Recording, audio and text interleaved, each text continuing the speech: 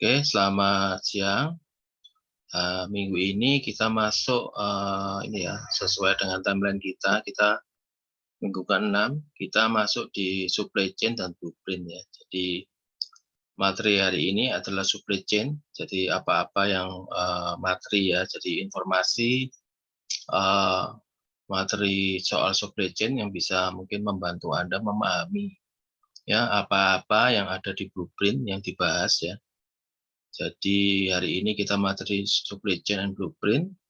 Kemudian secara prakteknya nanti kalian sudah bisa mereview ya bagian dari business requirement untuk supply chain, di mana secara fase proyek kita di fase analisa, development, dan validation. Ya, kemudian file yang digunakan adalah Anda membaca bagian dari business requirement dari supply chain.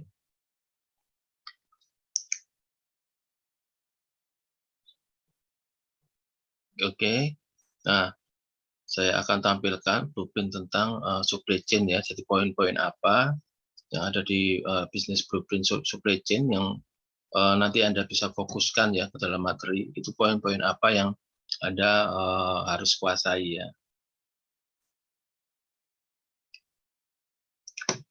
Oke, saya akan sharing dulu untuk tampilan blueprint supply chain. Oke, kita tampil ya. Kemudian seperti di blueprint sales ya. Jadi pertama kita akan selalu bertemu dengan yang namanya organisasi. Ya, kalau di supply chain ya organisasinya pasti terkait dengan supply chain management.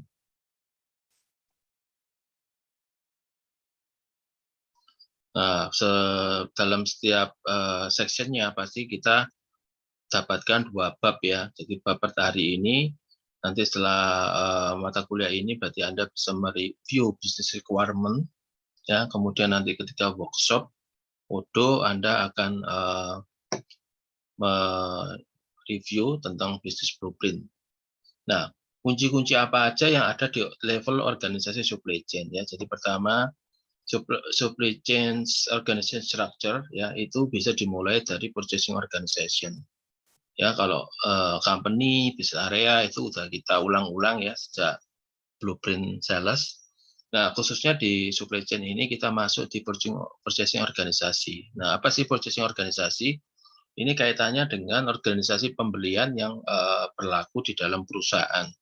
Ya, jadi kita mengikuti desain daripada perusahaan, atau kalau misalkan kita diminta untuk memberikan ide perbaikan, kita bisa menyampaikan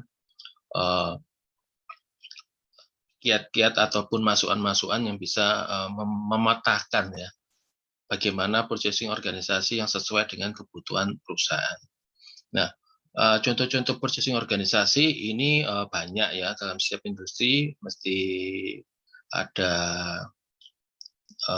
macam-macam ya, tapi kita coba misalkan kita ambil contoh, biasanya purchasing organisasi ini organisasi pembelian yang dinilai pembagiannya itu bisa, pembagian organisasinya bisa efektif, efisien, dan mendukung kegiatan pembelian dalam sebuah perusahaan.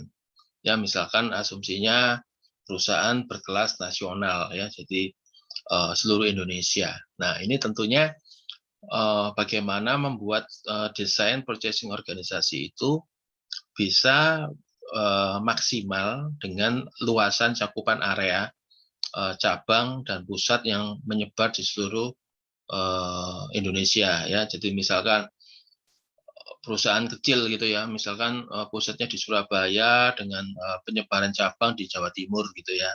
Nah, biasanya bisa dipakai biasanya adalah kota terbesar digunakan sebagai organisasi purchasing. Kenapa? Karena biasanya di kota besar itu untuk pengadaan itu jauh lebih mudah ya. Barangnya lebih lengkap, kemudian secara vendor juga lebih banyak ya. Jadi misalkan purchasing organisasinya adalah satu ya di Surabaya misalkan. Nah, tapi untuk kondisi yang lebih luas lagi, misalkan perusahaan itu meluas di seluruh Indonesia, tentunya hanya punya satu, kayaknya kok nggak bisa maksimal ya untuk responsifnya, untuk service service-nya, kemudian perbandingan harga, perbandingan vendor dan sebagainya. Nah, bisa juga dibagi dalam wilayah. Kalau misalkan wilayahnya itu mencakup satu negara ya atau Indonesia. Nah, biasanya dipilih wilayah timur siapa, wilayah barat siapa ya. Jadi areanya dibagi dua. Misalkan wilayah timur, wilayah Indonesia Timur itu kayaknya Surabaya paling paling lengkap, paling gampang dan aksesnya itu di tengah-tengah gitu ya. Nah, purchasing organisasi wilayah timur itu adalah Surabaya ya. Sehingga ada juga purchasing organisasi wilayah barat, misalnya barat Indonesia Barat bagian mana yang juga lengkap dan banyak suppliernya, barangnya juga lengkap, yaitu misalkan kita ambil Jakarta. Ya, jadi purchasing organisasi di kasus ini, purchasing organisasi ada wilayah timur dan barat ya, dibagi dalam timur dan barat.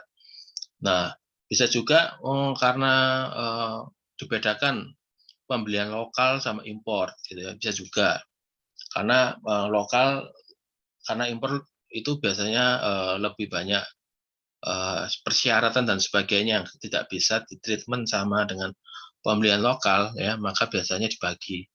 Ada pembagian misalkan ada timur, ada barat dan ada impor ya. Impor itu kaitannya dengan luar negeri, beli dari vendor luar, tentunya lebih apa ya, lebih harus memiliki pengetahuan tentang aturan lintas negara ya. Kalau purchasing lokal kan kita lebih familiar ya.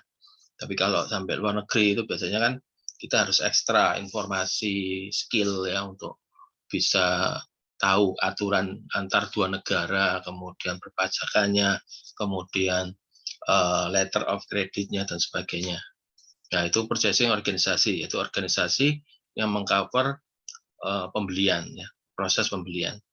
Nah, kemudian kita lanjut ke plan. Plan ini adalah organisasi structure yang istilahnya level 1 ya, paling atas itu untuk supply chain. Jadi plan ini biasanya bereferensi ke cabang ya, pabrik ya. Jadi pabrik misalkan ada pabrik A, pabrik B, pabrik C, maka ada plan A, plan B, plan C. Itu ya. Nah, warehouse adalah gudang. Gudang itu biasanya ada di dalam ruang lingkupnya plan. Ya, jadi satu pabrik itu bisa memiliki banyak gudang ya. Jadi gudang ini biasanya level kedua. Ya, turunan dari plan. Jadi plan, satu plan banyak gudang, plan lainnya juga banyak gudang. Nah, itu didaftarkan setiap gudang pada plannya masing-masing. Ya, itu plan, atau kita sebut sering gudang. Nah, itu adalah dua level, level 1, level 2 yang paling umum. Tapi tidak semua seperti itu ya. Ada juga yang diistilahkan dengan bin ya. Itu misalkan level ketiga ya. Jadi dalam warehouse satu gudang kita beda-bedakan terhadap bin. Bin itu apa? Contohnya itu kita bisa gunakan kata-kata seperti rak gitu ya. Jadi dalam satu warehouse itu kita bagi ada beberapa rak ya, misalkan baris dan kolom. Nah, jadi bisa juga sampai didetailkan ke level 3, level 4 bebas ya, tergantung dari kebutuhan perusahaannya sendiri dan juga kemampuan produk ERP-nya sampai mana ya. Kalau secara umum itu biasanya banyak produk ERP itu yang mendukung paling enggak sampai 2 level, yaitu plan dan warehouse ya. Dan perlu diingat, semakin kita mendetailkan seperti ini sampai ke rak macam-macam ya, perlu diingat bahwa setiap transaksi melibatkan barang, nanti inputan kita akan tambah banyak. Ya, contohnya kita mendetailkan inventory level kita hanya sampai warehouse. Ya, otomatis maka inputan kita yang terkait dengan pergerakan barang hanya terbatas sampai 2 inputan, yaitu pertanyaannya plannya di mana, warehouse-nya di mana. Ya, berarti ada 2 inputan itu ya. Tapi andai kata kita detailkan sampai level rak ada lagi di bawahnya rak dan seterusnya sampai 4 level, 5 level dan seterusnya. Nah, pertanyaannya juga kembali ke situ. inputannya untuk pergerakan barang, misal kita anggap ada 4 level gitu ya. Ada 4 pertanyaan, plannya di mana, warehouse-nya di mana, rak-nya di mana, dan misalkan habis rak ada kolom gitu ya. Kolomnya yang mana? Nah, itu akan membuat sistem menjadi rigid ya, banyak inputan, lebih banyak inputan, dan juga semakin banyak inputan semakin menimbulkan potensi human error, salah input ya. Oleh sebab itu, kalau misalkan desain ERP-nya untuk supply chain-nya ini mendetail ya, dipastikan harus ada alat bantu tools ya, jadi tools misalkan menggunakan barcode dan sebagainya itu harus ya, mungkin barcode-nya di situ sudah ada kode barcode untuk rak gitu ya, kode barcode untuk warehouse itu harus ada. Kalau enggak, maka tingkat kesalahan input dari user itu akan tinggi ya. Jadi itu konsekuensi yang apa ya, yang biasanya konsultan harus ingatkan kepada perusahaan ya, bahwa kerigidan sistem ini harus didukung oleh alat bantu ya, atau juga dengan orang yang memang rata-rata karyawannya ini teliti gitu ya. Itu yang harus diingat ya. Jadi kalau saya biasanya secara rata-rata lebih baik men-suggest ke perusahaan itu rata-rata paling enak, paling aman struktur supply chain itu sampai warehouse ya, sampai warehouse. Tapi itu ya nanti kembali kepada kebutuhan perusahaan masing-masing. Nah, habis kita masuk organisasi, kita ngomong produk ya. Produk sudah sempat dibahas di modul sales ya. Tapi sebetulnya nanti produk itu adalah ranahnya supply chain ya. Definisi lengkapnya produk, kategorinya itu ada di dalam supply chain. Jadi kunci-kuncinya ada di sini, produk kategorinya apa, ya pengelompokannya seperti apa pengelompokannya 1 level, 2 level, dan seterusnya. Kemudian safety stock. Safety stock itu digunakan untuk memberikan informasi bahwa stok itu harus terjaga dengan kuantiti berapa. Ya, misalkan produk A itu kita set safety stocknya 10 ya. 10 unit. Berarti apa? Dalam setiap saat kuantiti stok itu harus terjaga minimal ada 10 di sistem ya. Nggak boleh kurang. Ya, jadi informasi safety stock ini yang pernah saya sampaikan sebelumnya ini mempengaruhi apakah nanti fitur seperti proposal atau ini ya, atau suggestion dari sistem untuk menawarkan production order atau menawarkan purchase order otomatis, ini tergantung isian dari safety stock ya. Kalau misalkan safety stock ini nggak diisi atau tidak dimanfaatkan, otomatis salah satu kelebihan sistem untuk memberikan proposal otomatis PO dan purchase order itu tidak bisa berjalan ya. Jadi rugi kalau beli ERP mahal-mahal, banyak isian yang tidak bisa diisi ya. Jadi kemampuan otomatisasinya itu jadi tidak maksimal, jadi rugi ya. Jadi istilahnya kalau biaya ERP itu besar, sebetulnya tidak sebanding dengan fitur yang diperoleh ya. Jadi kalau memang basic datanya cuma sedikit ya, sebetulnya nggak harus beli menggunakan ERP yang nomor 1 atau termahal ya, bisa menggunakan alternatif produk ERP kelas menengah. Kemudian lead time adalah waktu yang dibutuhkan misalkan untuk pembelian ya, itu adalah waktu yang dibutuhkan dari kita order sampai barang itu sampai di tempat kita ya. Jadi informasi ini juga mensupport untuk safety stock ketika membuat PO atau permintaan pembelian. Jadi kalau misalkan suatu barang bahan baku itu lead time-nya lama, perlu sampai inden 3 minggu gitu ya. Nah, otomatis ya proposal pembuatan pengadaan harus 3 minggu sebelumnya. Ya. Karena apa? Kalau kita tidak mempertimbangkan variabel lead time ini, otomatis apa? Kita memang sistem menawarkan permintaan barang ya, tapi ujung-ujungnya apa? Datangnya terlambat barangnya ya. Karena apa? Tidak mengantisipasi lead times. Jadi untuk barang-barang yang khususnya ya barang-barang yang mahal, barang-barang yang tidak umum, itu lead time itu harus di-maintain ya dengan benar. Jadi di sini kita ada dua informasi yang penting dan sayang kalau tidak dimanfaatkan, yaitu safety stock dan lead time. Ya, dan masih banyak lagi sebetulnya. Cuma dua poin ini sangat basic, sangat mendasar untuk diisi. Ya, jadi kalau tidak diisi, ya sistem nggak bisa ngapa-ngapain. Nah, dan andai kata bisa diisi, ya jangan sampai nilainya itu nilai asal-asalan gitu ya. Karena apa? Nanti sistem akan memberikan propose yang salah gitu ya. Seperti kita bahas kemarin, garbage in, garbage out. Ya, data in-nya sudah ngawur, maka ya garbage out. Sistemnya melampilkan laporan yang salah atau aksi ya yang salah. Ya, jadi kemarin saya bilang sekarang zaman ERP kawin dengan artificial intelligence. Pertanyaannya, memang kita yang pakai ERP ini bisa mensuplai data dengan benar ya. Ini pertanyaannya sama, jadi ngulang lagi ya. Jadi belilah ERP, jangan lihat hanya ini ya terbuai dengan fitur-fitur yang wow gitu ya. Tapi kita sendiri sebetulnya apa? Tidak bisa mensuplai data. Jadi kalau perusahaan kita belum bisa memberi data yang analitik seperti itu, ya sebetulnya kalau harganya mahal, mendingan jangan menggunakan ERP yang ada artificial intelligence-nya, karena pasti nggak kepake.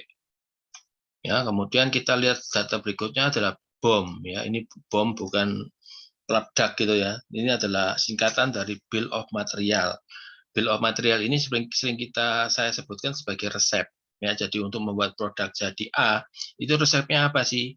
Oh, butuh bahan baku A sekian, butuh bahan baku B kuantiti sekian. Nah, itu namanya resep. Ya, dan BOM di sini sebetulnya ada seperti yang namanya BOO, ya, Bill of Operation, karena apa? Dalam membuat sesuatu itu sebetulnya nggak cuma ngomong material, ya, tapi juga ngomong apa? Butuh berapa tenaga kerja, prosesnya apa saja, membutuhkan kinerja mesin ini, mesin A berapa jam, mesin B berapa menit, dan seterusnya. Nah, itu juga penting untuk kita lihat ya. Nanti di blueprint itu biasanya sudah saya minta kelompok-kelompok sebelumnya itu untuk menjelaskan tentang production flow-nya. Ya, alirannya bagaimana nih dari bahan baku, terus proses A, proses B, proses C, ya flow-nya seperti apa sampai menghasilkan produk jadi. Nah, itu tentang BOM ini berarti apa? Data-data produk kaitannya dengan produksi. Nah, habis kita masuk ke produk, kita lanjut ke tentang bisnis proses. Bisnis proses di purchasing itu ada dua besar, yaitu purchasing dan production. Ya, jadi kalau kita ngomong produk purchasing, kaitannya dengan apa? Pembuatan purchase order, penerimaan barang, dan billing. Ya. Kemudian untuk produksi, ya kaitannya apa? Kaitannya dengan bagaimana rencana flow produksinya, ya produksi line-nya sebagaimana. Ya, nanti kita lihat di materi itu ada contohnya, di blueprint juga ada contohnya. Kemudian ngomong soal resource, ya resource di sini ngomongnya mesin, ya selain mesin ada apa lagi? Bahan baku, kemudian ada labor, ya dan macam-macam sesuai dengan karakter bisnis produksinya masing-masing, ya bermacam-macam. Kemudian cara untuk berproduksi itu ada tiga besar ya, ada make to stock, make to order atau assembly ya. Definisinya nanti kita lihat di materi. Ya, jadi intinya di sini produksi yang digunakan pendekatannya apakah perusahaan itu lebih cenderung ke make to stock atau make to order atau assembly atau variasi. Ya, jadi nanti kita tentukan sesuai dengan produknya masing-masing. Kemudian kita juga melihat MRP-nya ya. MRP itu nanti kita lihat di materi bagaimana caranya, apakah terkait safety stock itu dipasang, lead time ya. Jadi MRP ini adalah suatu sistem yang bisa mempropose tentang pembelian ya. Jadi material requirement planning. Jadi menghasilkan planning pembelian.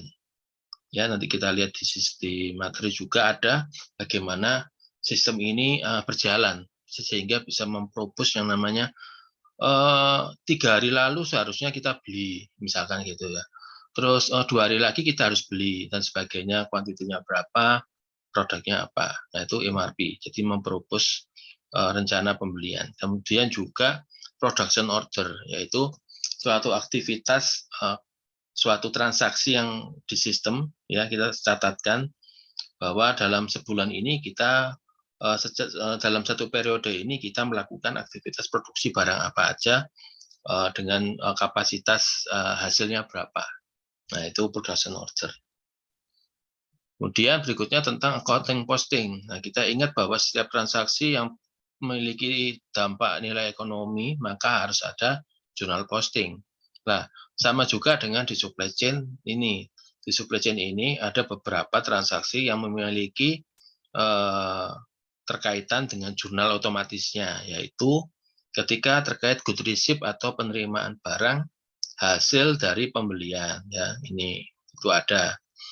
Ternyata good receipt atau penerimaan barang tidak hanya di pembelian, tapi juga di transaksi produksi. Kita menerima barang jadi ya. Jadi kalau GR from purchase order itu biasanya kita good receipt untuk material-material bahan baku ya, bahan baku. Kemudian good receipt di purchase order itu untuk good receipt barang jadinya ya, hasil barang jadinya. Kemudian juga good consumption ya, baik ini untuk produksi, pemakaian bahan baku untuk produksi atau pemakaian bahan-bahan lainnya untuk keperluan internal perusahaan ya, misalkan dipakai pribadi ya, alat tulis dipakai sendiri dan sebagainya. Kemudian juga jurnal posting otomatis untuk pencatatan billing invoice dari vendor. Kemudian ada form ya, kita masuk ke form cetak report yang dibutuhkan untuk mendukung proses supply chain. Nah, poin-poin ini ada di dalam blueprint masing-masing ya. Poin-poin ini ada, jadi Anda pelajari untuk beberapa hal yang topik-topik yang di sini itu akan dijelaskan di materi sebentar lagi. Oke, jadi ini poin-poinnya.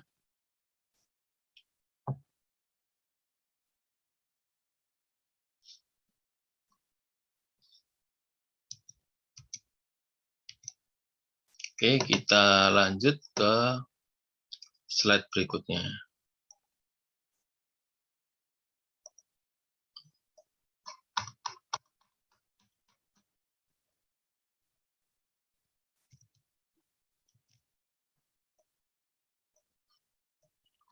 Oke, saya tampilkan slide tentang perusahaan sepeda. Ya, jadi sebelum masuk materi, mungkin kita perlu tahu juga kenapa sih kok perlu supply chain ya. Perlu memahami cara berpikir supply chain dari materi. Karena kalau nggak ada real prakteknya, kayaknya kok buat apa ya kita belajar tapi prakteknya nggak ada gitu ya. Secara praktisi nggak ada. Nah, ini kita jelaskan bahwa supply chain ini termasuk suatu materi yang sampai hari ini terus improve ya, tetap berkembang. Hal ini kenapa? Karena supply chain ini adalah kegiatan sehari-hari ya, yang sangat terintegrasi dengan beberapa bagian ya. Jadi tantangannya itu selalu baru ya, mengikuti persaingan, mengikuti dinamika perkembangan ya, kemudian misalkan terkait new normal ya, jadi ada faktor baru sekarang. Kalau dulu mungkin nggak terpikirkan ya, namanya ini force major kayak COVID ya. Nah, sekarang ini kayaknya COVID atau penyakit-penyakit faktor penyakit mulai menjadi faktor yang penting dalam supply chain ya, misalkan terkait dengan lead time ya, lead time-nya tambah besar, tambah jauh. Kemudian yang kebiasaan supply chain yang impor, bagaimana sih kiat-kiat terbarunya seperti apa. Nah, dunia supply chain ini masih berkembang ya. Jadi banyak metode-metode yang lahir itu mengikuti perkembangan zaman. Nah, supaya kita tahu mengapa supply chain penting, kita lihat di pabrik sepeda ini. Di sini ada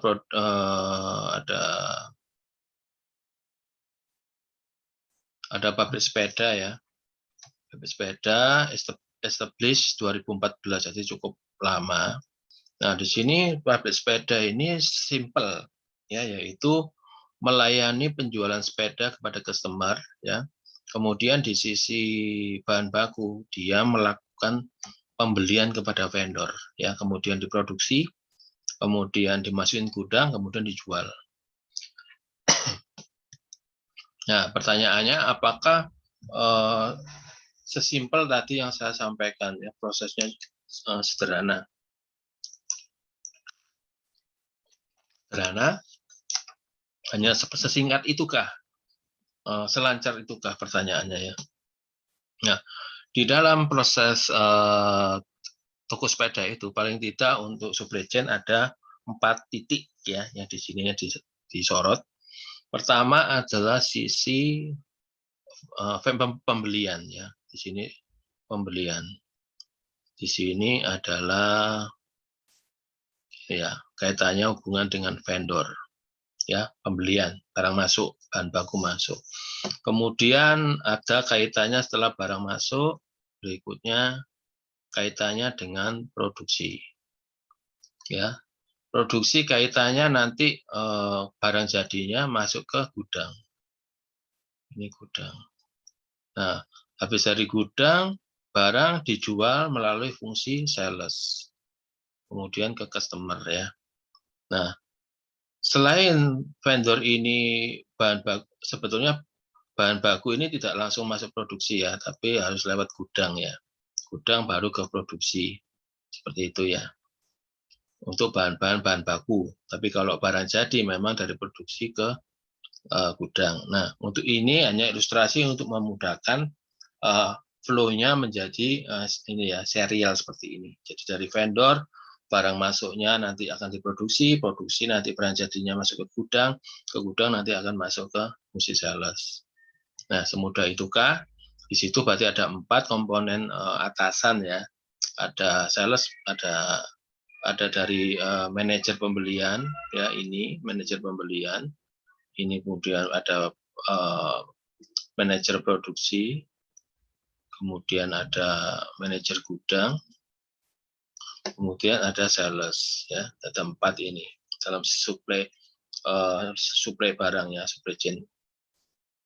Nah, ini case pertama, ini case yang diharapkan ya, sangat ideal, yaitu dimulai dari ketika seorang pesan, aku mau beli sepeda, tapi sepertinya ini agak beli sepeda ya, hitam ini, saya order 1 gitu ya. Kemudian si salesman atau penjual atau manajer salesman ini mencatat order, kemudian dikoordinasikan kepada bagian gudang. Ya, ini orangnya, bagian gudang. Kemudian dia lihat apakah ada stok di dalam gudangnya untuk barang yang dibeli. Nah, dia catat ternyata nggak ada. Saya harus membuat permintaan produksi ke bagian produksi bahwa harus dibuatkan sebuah sepeda dengan target pengiriman tanggal sekian. Ya. Nah, kemudian planning itu akan diberikan ke manajer produksi untuk dibuatkan. Nah, manajer produksi mencatat bisa produksi nih, tapi kayaknya bahan bakunya berapa ya? Ternyata harus beli dari vendor. Nah, kemudian disampaikan ke manajer pembelian untuk melakukan proses pembelian bahan baku.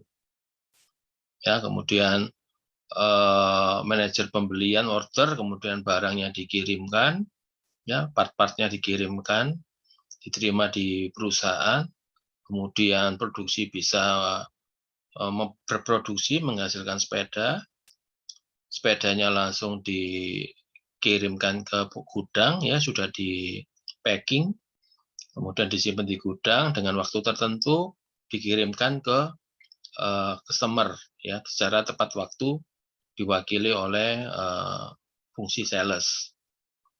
Nah, kemudian happy customer, ya. Jadi itulah happy skenario, ya. Happy skenario dari ada permintaan satu unit sepeda sampai rentetan ke belakang, ke pembelian, ya barang-barang bahan baku masuk kemudian diproduksi, itu happy skenario, ya. Kita sebut happy skenario karena kepinginnya kita semua gitu, ya. Nah, tapi dalam prakteknya kita nggak akan semudah itu dalam prakteknya, ya. Apalagi dalam perusahaan yang supply chain-nya udah besar, ya produknya sudah banyak, kemudian bahan bakunya keperluannya juga bermacam-macam, itu tidak seindah itu. Nah, ini kita catat mulai dari sini, ini skenario kedua, ya. Jadi skenario kedua ini skenario yang realnya terjadi, ya. Bahwa apa? Ketika ada pembelian, ternyata yang datang cuma rangka sepeda sama handlingnya, ya. Sehingga apa? Produksinya nggak bisa bikin. Karena apa? Karena salah satu komponen itu kurang, ya. Di sini kita lihat yang kurang itu adalah, ini agak merah, ya. Jadi yang kurang adalah ban atau velg sepeda, kemudian lampu dan dudukan, ya, kehabisan. Tidak terkirim, ya, tidak dikirimkan atau ada masalah apa sehingga stoknya berkurang atau habis. Nah, karena produksi tidak bisa menghasilkan 1 unit sepeda, si gudang bingung, loh ini udah tanggalnya sudah mendekati tanggal kemintaan konsumen kok belum diproduksi sampai jadi, ya. Dia stres, ya kan.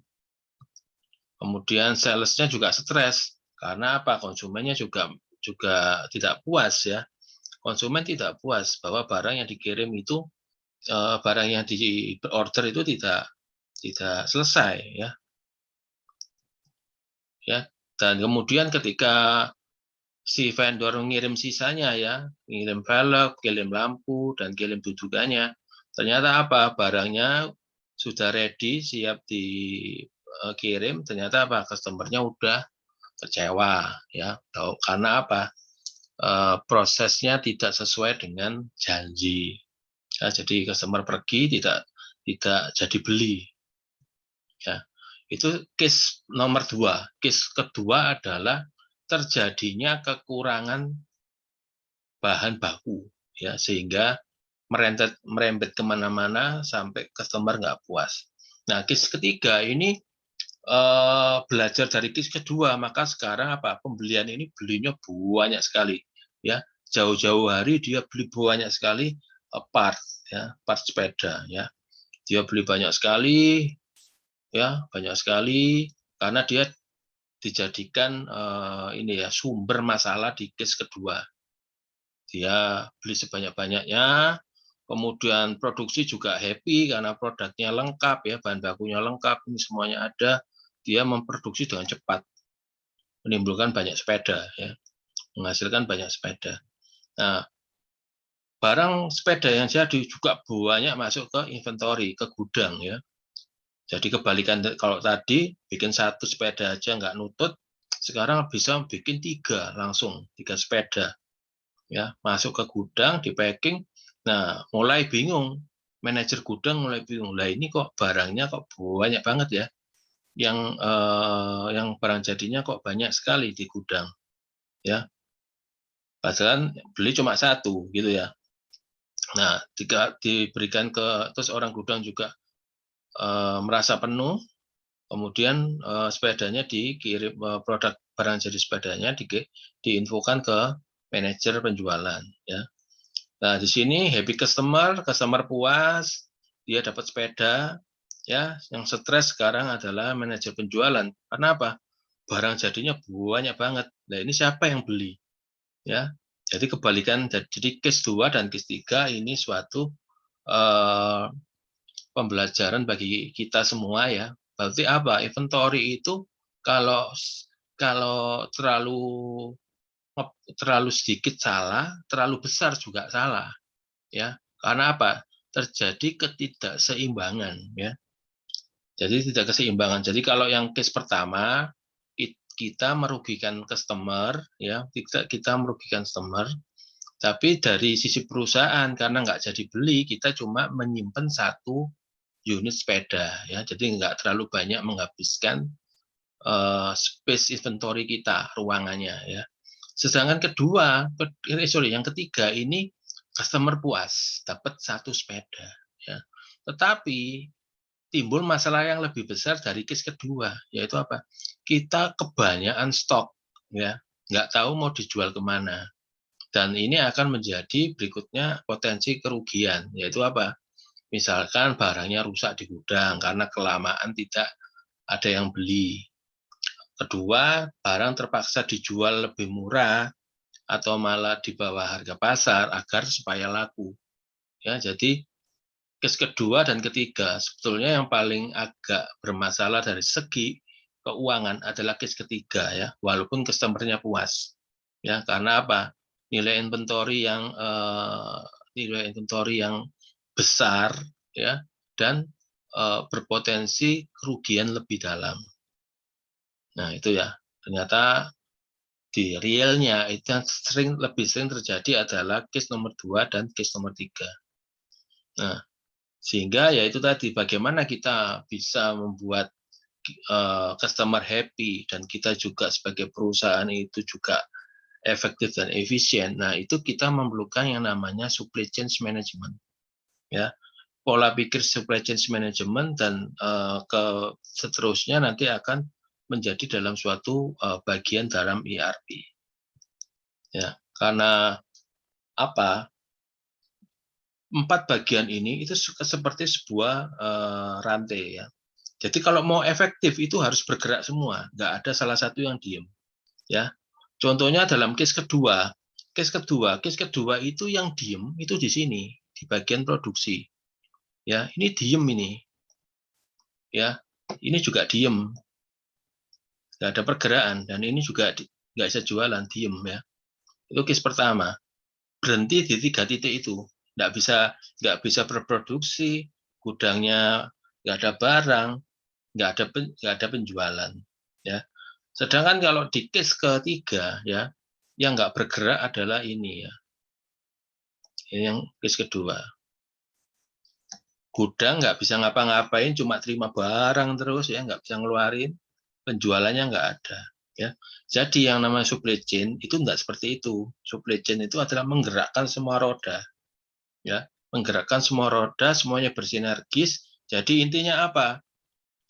Terjadi semakin cepat roda berputar ini, berarti apa? Pergerakan barang itu lebih cepat, ya, perputaran. Jadi kalau kita ngomong bank itu dikatakan sehat atau enggak, itu dari perputaran uangnya, ya. Jadi kalau bank itu cuma sebagai fungsi nabung, ya, semua relasinya nabung, ya, perusahaan banknya juga rugi karena cuma apa? Bayar bunganya, cuma membayar bunga. Ya, jadi bank itu juga sama, dia harus bergerak. Selain ada uang masuk dari tabungan-tabungan nasabah, dia juga butuh kreditur, yaitu orang yang berhutang. Ya, sehingga apa? Uang masuk, uang keluar, uang masuk, uang keluar. Nah, itulah terjadi yang namanya sinergi. Begitu juga di supply chain, semuanya harus gerak. Nggak cuma barang baku aja yang masuk, tapi semuanya gerak. Sehingga apa? Barang masuk, ya, itu juga diiringi barang keluar.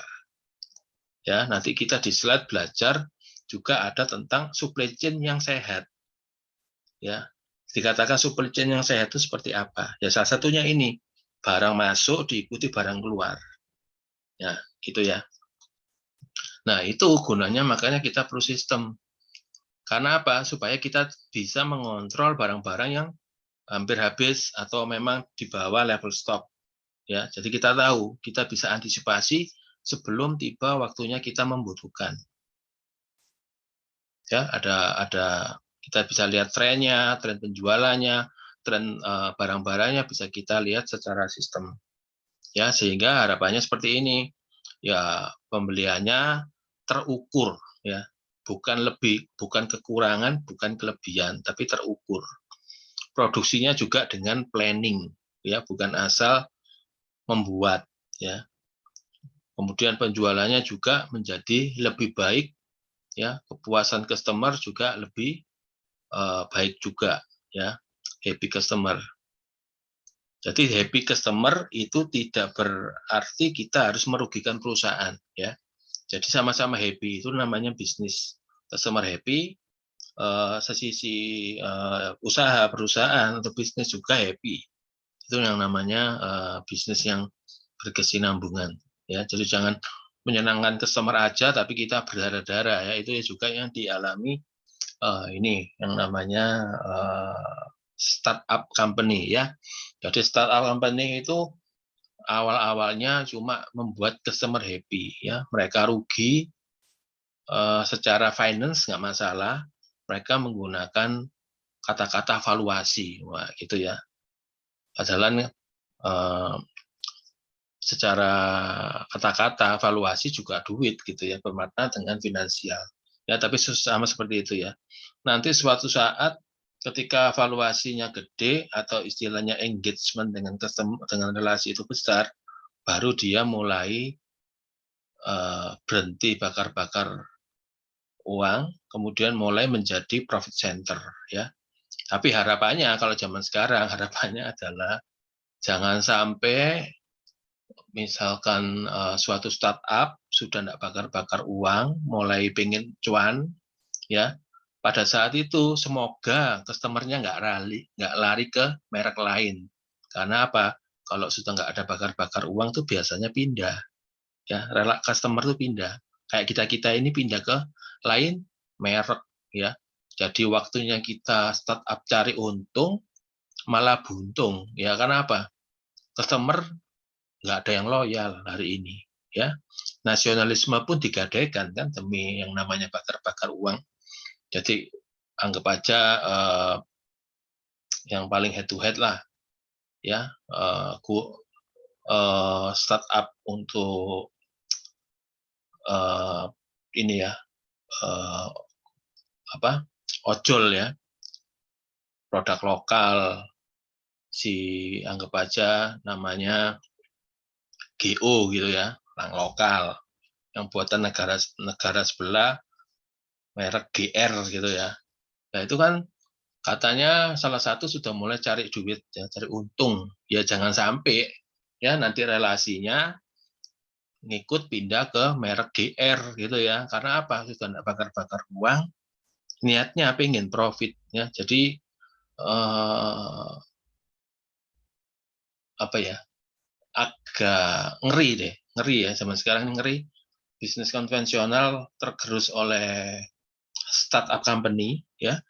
Padahal startup company-nya ketika dia mau cari cuan, dia ditinggal relasinya, pindah ke startup company yang lain ya. Jadi saya rasa agak ya itulah ya efek namanya kapitalisme. Nah seperti itu ya, persaingan tuh bakar-bakar uang itu sekarang dianggap sebagai kompetisi yang biasa ya. Padahal kalau dulu itu kayaknya nggak benar itu, kamu mencari uang dengan hal yang tidak wajar gitu ya, meninggalkan segala cara untuk mencari customer, nggak bener itu istilahnya kayak menabrak etika bisnis gitu ya. Tapi sekarang kayaknya sudah bebas ya, orang-orang udah lupa, yang penting apa, mana yang bakar uang kita ikut gitu ya. Ya itu yang efek kedepannya tidak dipikirkan ya, pengaruhnya untuk bisnis nasional maupun negara ya, negara yang gede ini ya, bagaimana sangat akhirnya dipengaruhi oleh investor-investor dari startup company itu ya. Oke, nah jadi garis besarnya 3 hal yang di slide ini yang mau dibahas dengan ERP. Maka kita memiliki tujuan untuk exact planning yang lebih tepat ya. Kemudian optimize inventory level ya, bukan level inventory yang kurus banget sampai nggak ada barangnya, atau gemuk banget ya, gemuk banget sampai barang baru nggak bisa masuk. Jadi yang ingin dicapai adalah optimal ya, bukan kekurusan, bukan kegemukan. Jadi optimize. Ketika ada demand banyak, inventory bisa adaptasi mengikuti tren kenaikan. Tapi ketika terjadi tren penurunan, secara otomatis level inventory akan dijaga dalam posisi minimal. Jadi tidak ada kerugian di perusahaan. Kemudian meningkatkan high service level ke customer ya. Karena apa? Itu tadi mempertahankan customer sekarang ini sangat sulit ya. Sangat sulit karena apa? Yaitu tadi, kalau kamu bisnis konvensional pasti nanti saingannya dengan yang bisa bertemu dengan yang suka bakar-bakar uang, udah habis gitu ya.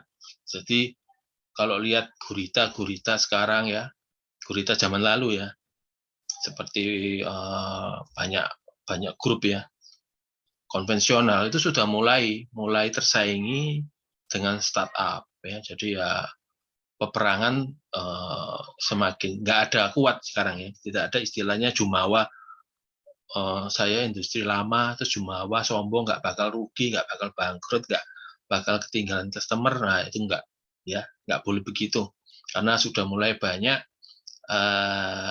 industri gurita lama-lama itu yang kedodoran ya, kedodoran karena dihantam produk-produk daripada startup company seperti itu. Nah sekarang jam 10.35, mungkin kita rehat 5 menit ya, kita lanjut lagi di 10.40. Terima kasih.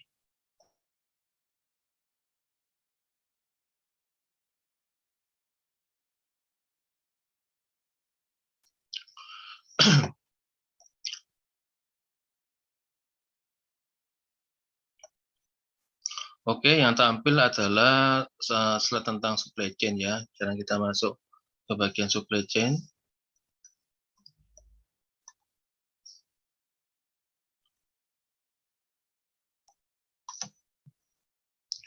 Nah, untuk production overview, jadi untuk memenuhi permintaan customer secara efektif, maka Fitter Snacker ini adalah perusahaan yang ilustrasi ya, yang digunakan, maka dia harus mengembangkan namanya customer forecast dulu ya, forecast customer demand. Jadi harus bikin peramalan ya, jadi peramalan kira-kira periode ke depan ini penjualannya berapa ya, namanya juga forecast peramalan, maka itu nilai harapan ya. Nah kemudian dari forecast permintaan dari pelanggan, maka akan dikembangkan suatu jadwal produksi untuk memenuhi permintaan tersebut ya, estimasi permintaan tersebut. Nah, disampaikan kalau ERP itu juga pastinya memiliki fitur untuk tools yang baik untuk mendevelop atau mengeksekusi product plans ya. Jadi pastinya ERP sistemnya harus diisi dengan data-data yang dibutuhkan agar supaya ERP-nya pandai ya. Kemudian goal-nya adalah untuk men-schedule production secara ekonomis. Nah, production ekonomis tentunya perusahaan dengan pengeluaran yang sekecil-kecilnya, sehemat mungkin, tetapi menghasilkan banyak barang ya, atau barang yang banyak dengan nilai ekonomi yang lebih murah ya. Jadi semakin banyak untung ya, laba dengan harga dibandingkan dengan harga jualnya.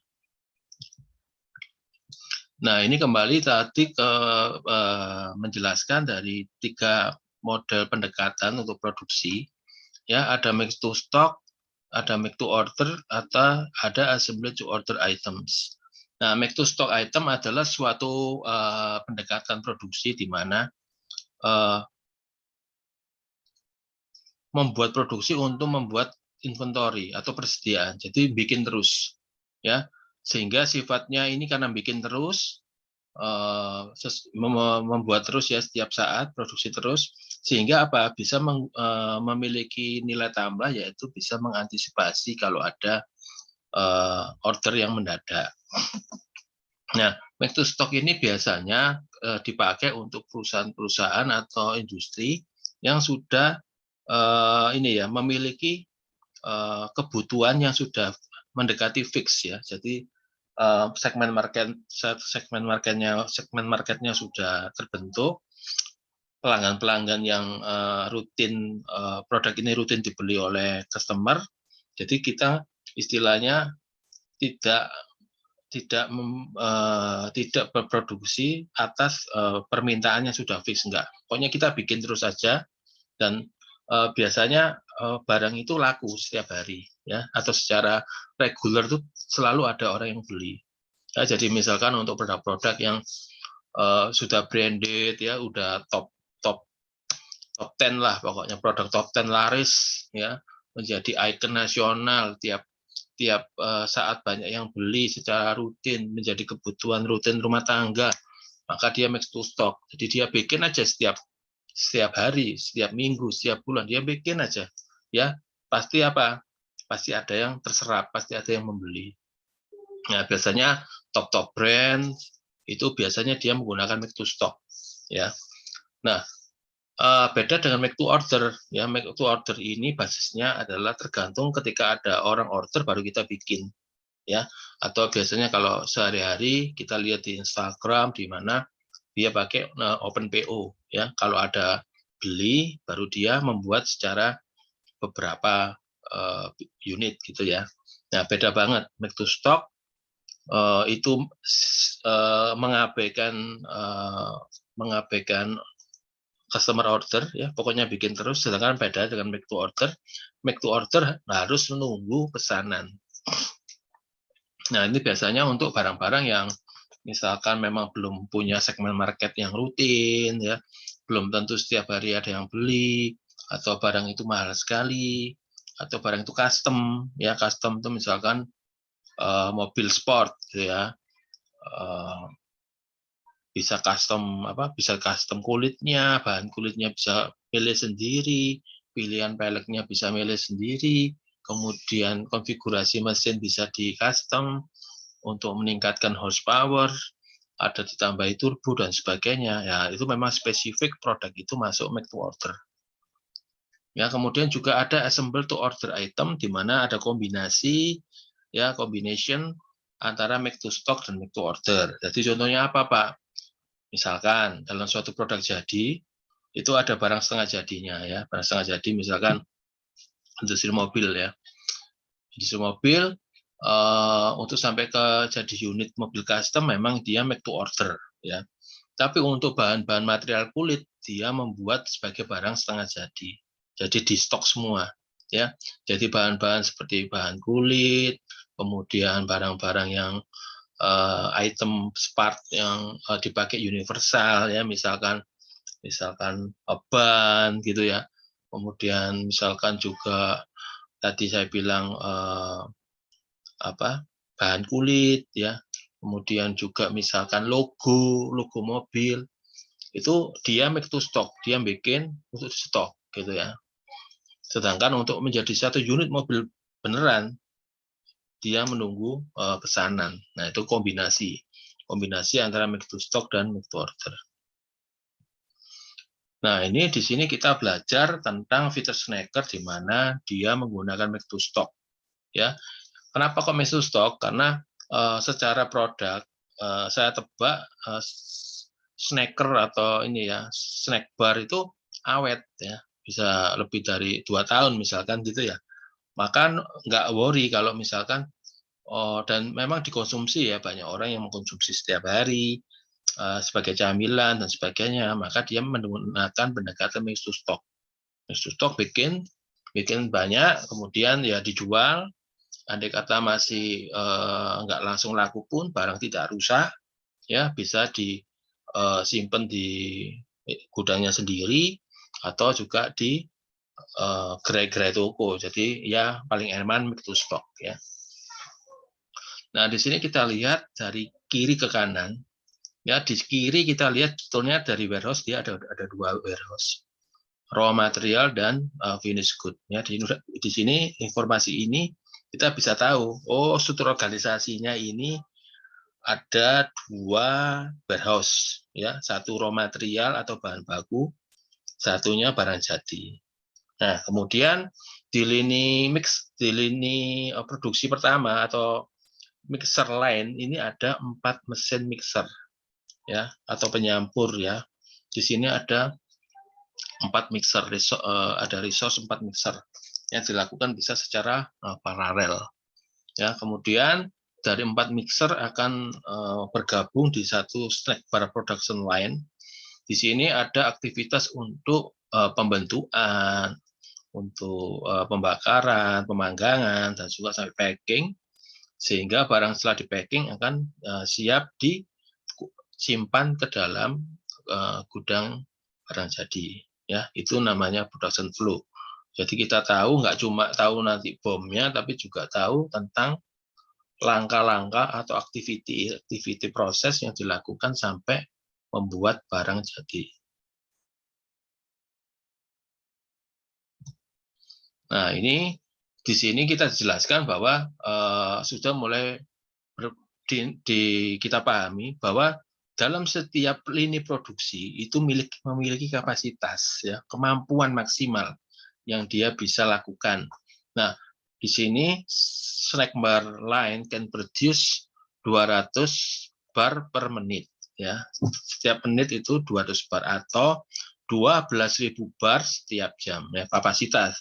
Berarti apa kalau misalkan kita produksi dalam sehari kita mau maksimalkan jadi 300 bar per menit, nggak mampu, ya, mesinnya bisa rusak, ya, nggak mampu. Ya, kemudian setiap bar punya berat 4 on, ya, jadi diproduksi 48.000 ons per hour, ya, jadi ini sama, ya, 12.000 bar per hour itu sebetulnya sama juga dengan kata-kata 48.000 ons per hour, ya, tinggal dikali 4, 12.000 kali 4-nya. Jadi dalam supply chain memang kita harus pinter-pinter membaca satuan, ya, satuan unit. Ya, kalau bar berapa, kalau ons berapa, persatuan waktunya berapa, ya. Jadi supply chain ini pasti melibatkan banyak konversi, ya.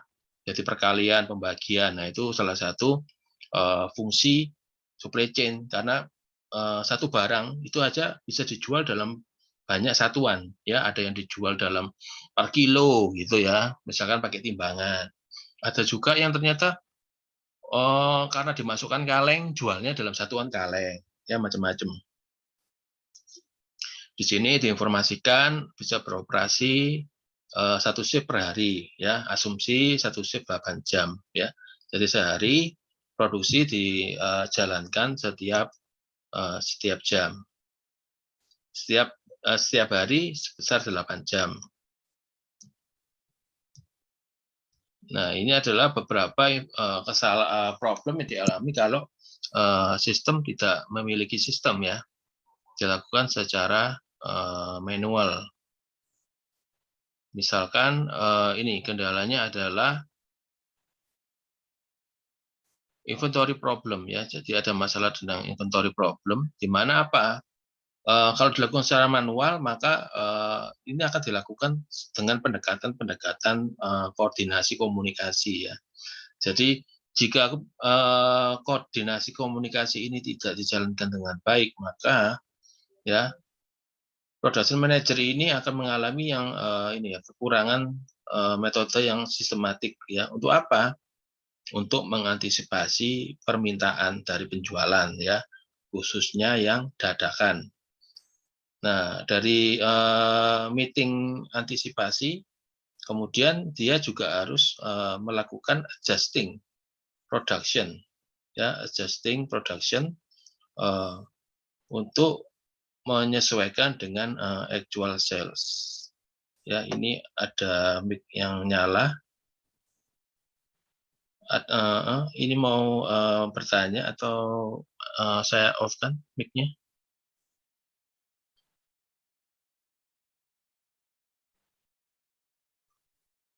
Oke, saya off-kan, ya. Oke, saya lanjut. Kemudian Hal berikutnya yang juga merepotkan adalah terkait market accounting dan purchasing problem ya. Kalau saya lebih condong adalah lebih ke accounting karena apa? Ada suatu pekerjaan yang harus dilakukan ya ketika terkait produksi ya. Jadi ini juga memberikan tips bagi kalian semua yang mau masuk ke dalam dunia consulting ERP ya. Carilah klien pertama adalah klien yang tidak ada produksinya dulu ya, jadi berdagang. Karena apa? Karena ketika kita dapat klien suatu klien pabrikan itu tiba-tiba kompleksitas pekerjaan kita jadi lebih tinggi. Karena apa? Karena kita harus mulai mampu untuk terkait ini ya, terkait laporan produksi, terkait harga pokok produksi, dari standar costing menjadi actual costing, ini akan membutuhkan skill konsultan yang cukup tinggi ya. Nah, ini saya bahas di sini. Pertama, dalam sebulan ya, dalam 1 bulan itu biasanya ada awal bulan dan akhir bulan ya. Awal bulan itu misalkan tanggal 1, akhir bulan itu tanggal 31. Nah, biasanya pendekatan yang digunakan untuk memudahkan transaksi adalah untuk barang jadi kita tentukan standar costing di awal bulan. Ya, standar costing itu harga standar produksinya berapa. Jadi planning ya. Jadi kayak nilai planning. Jadi misalkan untuk produk A, saya tentukan di awal bulan itu bisa kasih angka Rp10.000 per biji, per unit ya. Nah, di tengah-tengah tanggal 1 sampai akhir bulan itu kan ada transaksi produksi, ada penjualan barang produksi, semua kaitannya dengan barang produksi ya. Maka kita menggunakan angka 10.000 tadi sampai akhir bulan untuk mewakili masuk keluarnya barang jadi tadi ya. Jadi kalau produksi berarti menambah jumlah barang kali Rp10.000, kalau keluar berarti kan barang berkurang ya. Quantity minus kali 10.000. Nah, itu dilakukan setiap hari selama 1 bulan itu ya. Nah, standar cost ini akan diset di awal bulan. Nah, tetapi di akhir bulan itu selalu ada keinginan mengetahui tentang namanya aktualnya berapa. Ya. Terus pertanyaannya, loh Pak, standar sama aktual bisa beda ya? Sangat bisa ya, karena di akhir bulan nanti keluar semua ya biaya-biayanya. Contohnya apa? Apalagi di negara yang sering-sering harganya turun ya, minyak goreng harga naik turun gitu ya, dan sebagainya, terus pajak juga mau naik bulan depan ya, pasti ini jadi perhitungan karena bahan baku yang dibeli dengan pajak PPN 11% pasti kan harganya lebih naik ya. Jadi di sini contohnya misalkan ngomong aja salah satu komponen bahan baku naik harganya, langka ya, anggap aja minyak goreng. Awalnya minyak goreng di set di awal bulan itu nggak mahal loh, harusnya cuma sekian ya, tiba-tiba bulan ini mahal. Sehingga apa? Di akhir bulan ditentukan, wah biaya minyak goreng itu naiknya tinggi, nggak bisa dapat angka 10.000 itu nggak bisa, total produksi per bijinya 10.000. Ya, setelah dihitung-hitung ternyata apa? Porsi minyak goreng ini mengangkat harga pokok produksi itu jadi 12.000 misalkan. Nah, maka otomatis apa?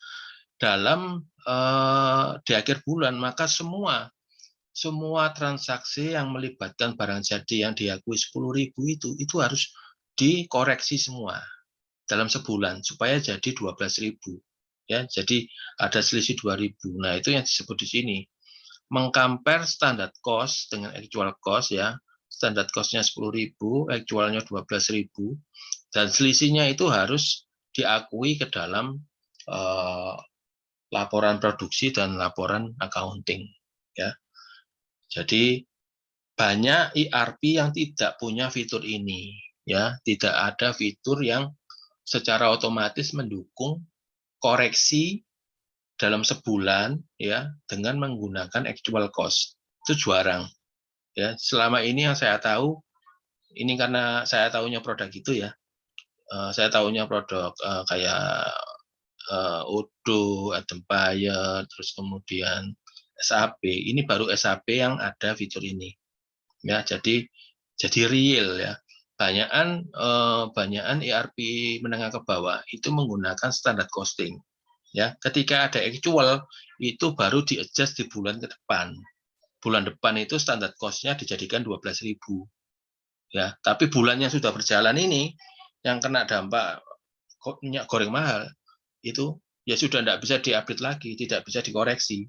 Koreksinya itu di bulan depan saya set standar cost-nya 12.000.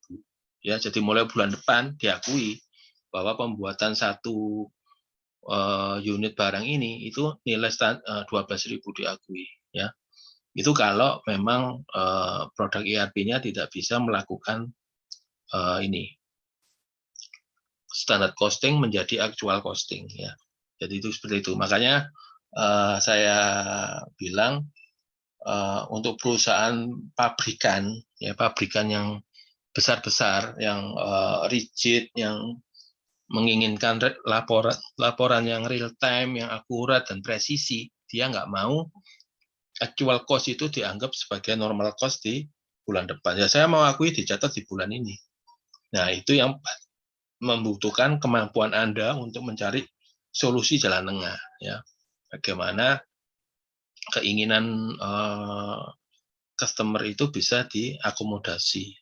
Ya, bagaimana Pak kalau nggak ada fitur ini? Ya dengan terpaksa kita harus manual, ya melakukan adjustment, nggak tahu misalkan harian ya dalam satu bulan ada 31 hari, ya kita adjust secara harian, kita masukkan satu-satu per hari dalam satu bulan. Ya kalau mau ngejust per transaksi kayaknya kan nggak manusiawi ya.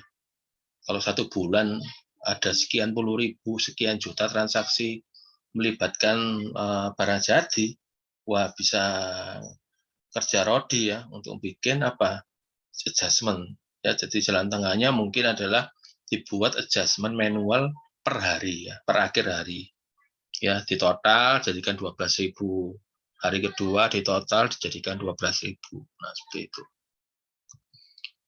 Nah ini adalah aktivitas dari supply chain ya, baik strategi dan planning. Jadi dalam eksekusinya nanti harus ada strategi dan planning. Strateginya adalah supply chain desainnya, planningnya bagaimana, nanti akan dieksekusi ya untuk transaksi pembelian, produksi, dan pemenuhan order.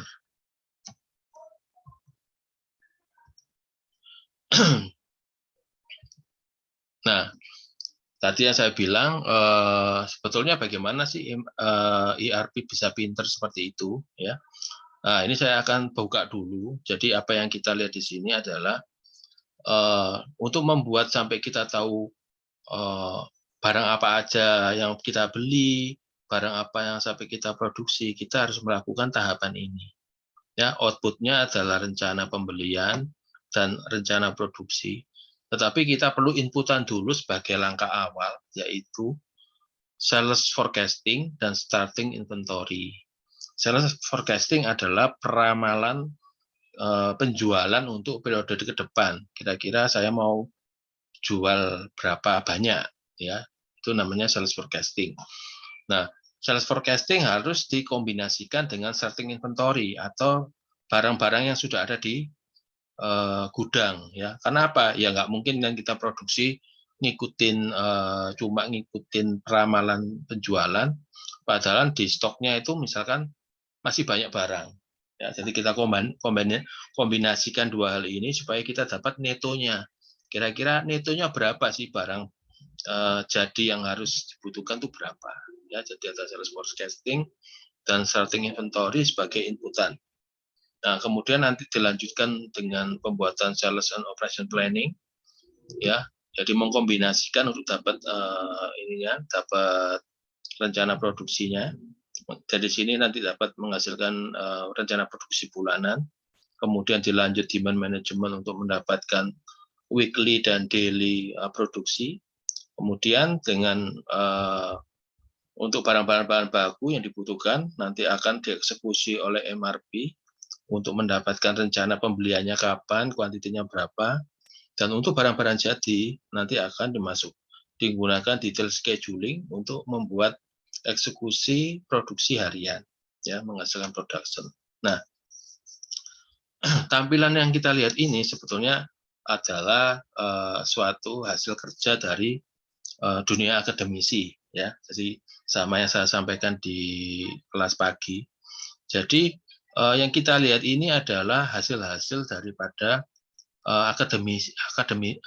penelitian, ya, akademisi. Jadi kalau Anda lihat banyak produk-produk IT, produk-produk program yang berjalan, ya, biasanya kan triggernya dari negara luar, ya.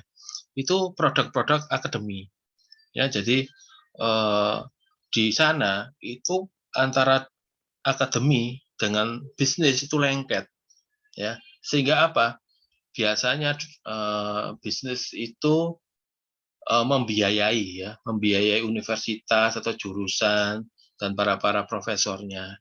Untuk apa? Untuk dibeli hasil penelitiannya yang bisa diterapkan untuk bisnisnya, ya, sehingga muncullah yang namanya paten, ya, dipatenkan. Jadi kalau Anda lihat, ambil contoh Samsung gitu, ya. Samsung itu juga membiayai universitas-universitas yang mendukung produk Samsung, ya. Sehingga apa? Sehingga itu tadi Samsung banyak paten, ya. Jadi dalam arti nggak semua profesor itu adalah orang Samsung, bukan, ya. Jadi orang kampus-kampus yang dibiayai oleh Samsung, maka hasil karya penelitian mereka, desain mereka akan digunakan sebagai desain Samsung. Jadi kalau kita lihat, ya, Samsung itu kan cepat banget tuh berinovasi produk, ya. Itu tidak kemungkinan didapatkan juga dari dunia akademis, ya, nggak hanya dari departemen R&D, ya. Jadi di sini saya mau jelaskan bahwa itu jadi gap antara kita dengan mereka, ya. Kalau kita sekarang ini kebanyakan universitas itu tidak ada koneksi dengan bisnis, ya, tidak ada. Sehingga apa? Banyak hasil karya kita itu yang istilahnya kita buat, kita selesaikan, ya, itu berhenti sampai dapat nilai ya sudah, gitu, ya. Tidak ada yang bisa menyasar ke produk atau menjadi barang yang bisa dinikmati banyak orang. Jadi itu beda dengan mereka. Karena kita secara lokasi itu juga terpisah dengan industri. Jadi seringkali, ya, kayak saya dulu mau TA gitu bingung. Kira-kira mau bikin apa, ya? Kayaknya kok nggak ada masalah gitu, ya. Kiri kanan, karena lihatnya cuma kampus, tetangga, rumah gitu, ya. Kayaknya nggak ada masalah, ini fine-fine aja. Jadi cari tugas itu, cari apa, judul-judul skripsi itu nggak yakin gitu, ya.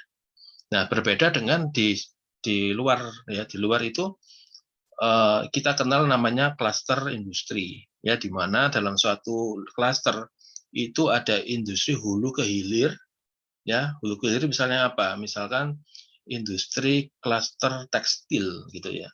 Nah, maka dalam suatu klaster dengan luasan tanah yang besar itu isinya adalah semua perusahaan penghasil tekstil dan semua perusahaan pendukung tekstil, ya. Jadi misalkan ada, jadi selain core-nya, ya, perusahaan tekstil, ya, di situ ada apa? Ada perusahaan penghasil benang, ada perusahaan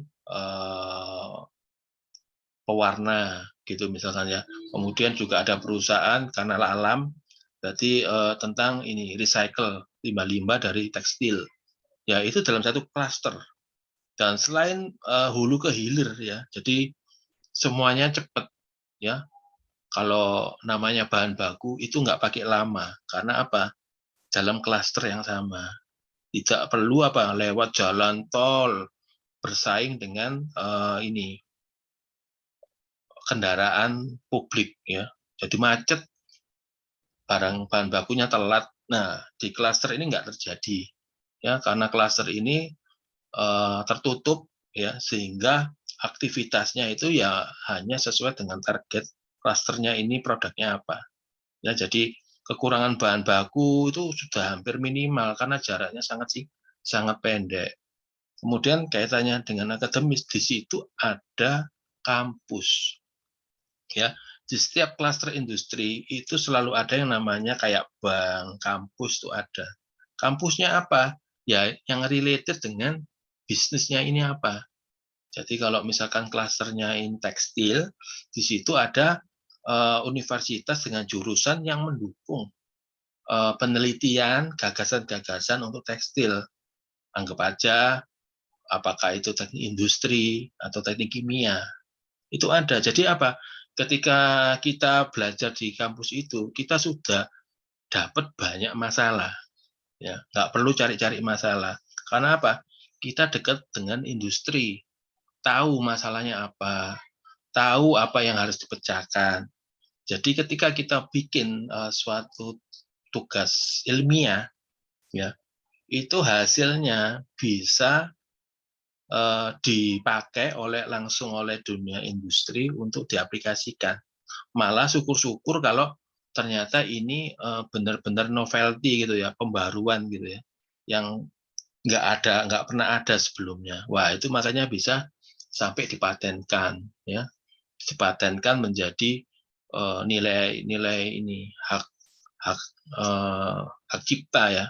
Nah, seperti itu. Itu yang kita perlu belajar ya. Kalau di kita ini bingung karena kita apa? Berjauhan dengan industri.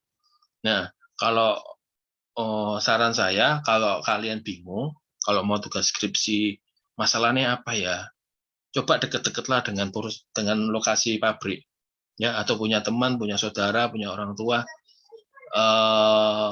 di lingkungan pabrik ya.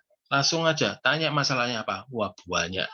Nah, di situ Anda bisa membuat tugas akhir ya. Jadi tugas akhir yang aplikatif kalau selesai bisa diaplikasikan ke dunia industri. Nah, sama juga seperti yang kita lihat ini juga dulunya adalah hasil karya dari akademis ya. Jadi ERP ini kelahirannya banyak disokong oleh dunia akademis sampai jadi ERP ya. Jadi singkatnya dulu ada yang namanya MRP1 ya, itu juga di-trigger dari dunia akademisi. MRP2 sampai akhirnya lebih tinggi lagi jadi ERP. Ini ada sumbangsi akademis di situ ya. Nah, detail-detailnya kita akan lihat di slide berikutnya. Ya, kita masuk ke detail sales forecasting. Nah, sales forecasting ini didapat dari fungsi sales, yaitu kita harus tahu jumlahnya berapa nih, atau konsumsinya berapa nih yang mau dijual di periode ke depan. Ya, kita ramalkan. Nah, alat peramalan yang paling gampang adalah menggunakan nilai penjualan dari periode sebelumnya. Ya, kemudian kita adjust, kita mau naikkan berapa persenkah, kemudian kita dapatkan angkanya. Ya, jadi di case Peter Snecker dia menggunakan data dari penjualan tahun lalu. Ya, digunakan sebagai marketing inisiatif untuk meningkatkan sales. Nah, ini contohnya. Simpelnya adalah seperti ini ya. Kita buat tabel seperti ini dengan kolomnya bulan masing-masing bulan. Kita lihat, kita mau ngitung nih di Januari periode depan ini kita mau pasang sales forecast berapa ya dengan satuan cases. Nah, misal kita lihat di sini ada kolom-kolom, mungkin langsung yang Juni aja ya, karena paling banyak ya. Paling banyak angkanya, kita masuk Juni. Nah, di Juni ini di tahun lalu terjual 6.735 cases ya. Kemudian ternyata di Juni itu kita ada event ya, kita event promosi dan terjual 300. Nah, sekarang kita hitung berapa sih jumlah base-nya atau netonya tahun lalu itu. Ya, berarti tinggal apa? 6.735 kita kurangi promosi ya, kita dapatkan 6.435. Ya. Nah, setelah dapatkan netonya berapa di periode lalu bulan Juni, kemudian kita ada target kita naikkan 3%. Untuk periode tahun depan kita naikkan 3% per bulan. Nah, kita dapatkan 3% dari 6435 kita dapat 193. Ya, berarti sekarang kita bisa jumlahkan, berarti untuk periode tahun depan di Juni, kita tambahkan 6435 ditambah 193. Nah, kebetulan setiap Juni itu kita ada event promo. Ya, promonya kira-kira akan menghasilkan 500 unit, 500 cases penjualan. Ya, sehingga kita pakai acuan sales forecast-nya adalah 6628 ditambah 500 adalah 7128. Nah, seperti itu ya. Berarti sales forecast bisa dilihat dari Januari sampai Juni, angka-angkanya seperti ini ya. 5906, 5998, 60, dan 6061 dan seterusnya. Ya, jadi Anda fokus di line yang paling terakhir itu nanti akan jadi inputan ke proses berikutnya. Oke. Nah, berikutnya bikin sales operation and planning ya. Jadi apa itu? Jadi inputannya adalah sales forecast di slide sebelumnya, dan outputnya nanti akan mendapatkan production plan per bulan ya, per bulan. Nah, kita lihat caranya seperti ini. Nah, di sini ada informasi awal yaitu sales forecast, ini diambil dari slide sebelumnya.